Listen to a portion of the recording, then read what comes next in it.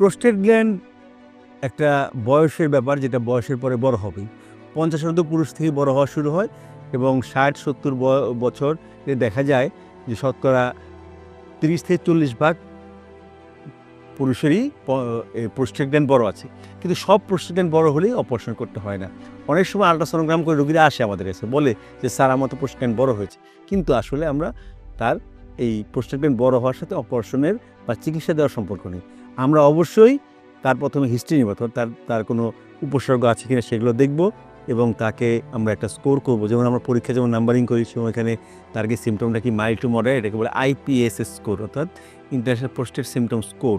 সেই স্কোর করে যদি মাইল্ড স্কোর হয়, তাকে শুধু লাইফস্টাইল মডিফিকেশন করতে বলবো। যেমন বলবো আপনি পানি কম খাবেন, 1.5 লিটার থেকে 2 লিটার পর্যন্ত পানি খাবেন, চা কফি কম খাবেন, তারপরে হচ্ছে কফি কোক ধূমপান বর্জন করবেন, তাহলে ইরিটেন্ট, এগুলো প্রস্রাবের সমস্যা তৈরি করে। তারপরে এবং তাকে নির্দিষ্ট সময় পরপর প্রস্রাব ত্যাগ করতে বলবো। আর যদি মডারেট সিমটম হয়, অর্থাৎ স্কোর যদি 8 থেকে 19 পর্যন্ত হয়, সেক্ষেত্রে আমরা তাকে কিছু ওষুধ দিতে পারি এবং আলফা প্রকার ওষুধগুলো খুবই কার্যকরী। ট্যামসিলোসিন, আলফুজোসিন এবং সিলোডোসিন, এই ওষুধগুলো আমরা প্রয়োগ করে থাকি। আর যদি সিভিয়ার সিমটম হয়, সেক্ষেত্রে অপারেশনের প্রয়োজন হয়। কাজেই প্রোস্টেট গ্ল্যান্ড বড় হলেই অপারেশন লাগে না।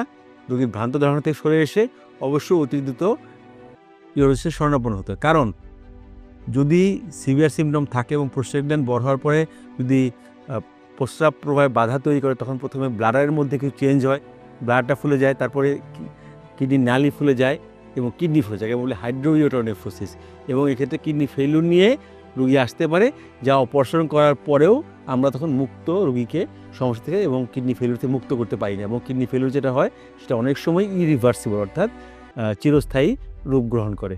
কাজে অবশ্যই সতর্ক থাকতে হবে এবং জেনে বুঝে ইউরোলজিস্টের সাথে শরণাপন্ন হয়ে চিকিৎসা করতে হবে।